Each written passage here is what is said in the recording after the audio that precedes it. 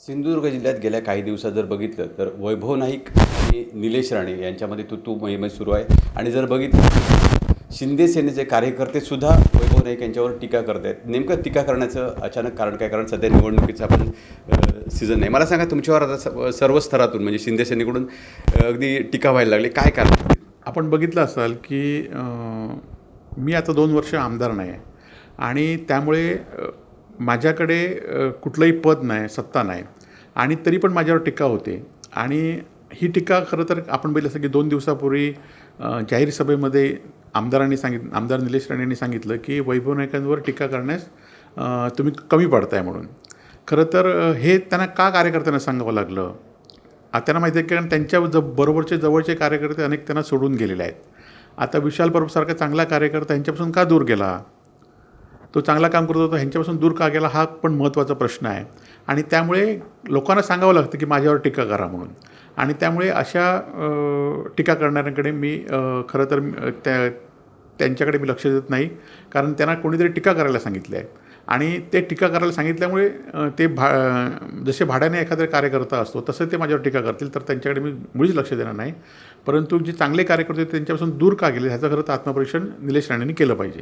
पुढचा प्रश्न आहे, रवींद्र चव्हाण यांचीसुद्धा या एकूणच याच्यामध्ये एंट्री झाली. रवींद्र चव्हाण हे तुम्हाला सातत्याने सहकार्य करतात असं त्यांचं म्हणणे. खरंच तुम्हाला रवींद्र चव्हाण यांच्याकडून सहकार्य होतं आहे का? नाही, आपण बघितलं असाल की कालच्या विधानसभा निवडणुकीमध्ये किंवा विधानसभेच्या निवडणुकीच्या आधी पालकमंत्री म्हणून रवींद्र चव्हाण होते.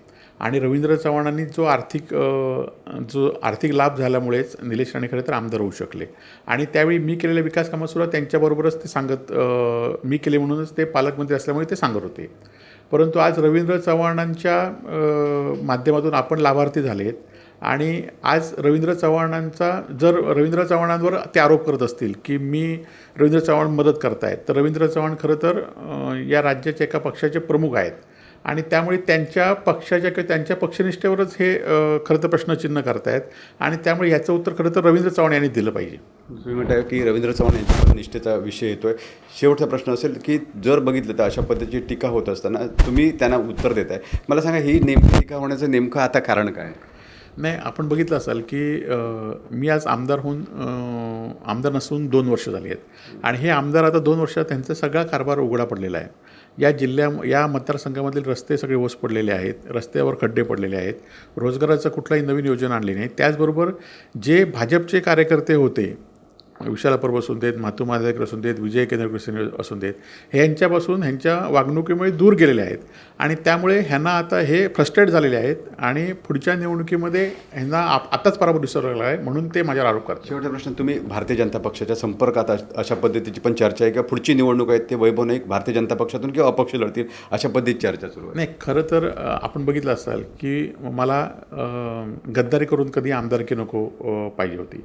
आज लोकांचा, शिवसैनिकांचा, उद्योजकांचा माझ्यावर विश्वास आहे आणि तो विश्वास मी तसाच ठेवून मी काम करत आहे आणि यापुढच्या काळामध्ये सुद्धा काम करेन. म्हणजे आपण बघताय की निलेश राणे आणि वैभव नाईक यांच्यामध्ये तू मैमै सुरू असताना जर अशा पद्धतीने रवींद्र चव्हाण यांना जबाबदार धरलं जात असेल तर रवींद्र चव्हाण यांच्या निष्ठेवर सुद्धा प्रश्नचिन्ह वैभव नाईक यांनी उपस्थित केलेलं आहे. विकास गावकर, TV9 मराठी, सिंधुदुर्ग.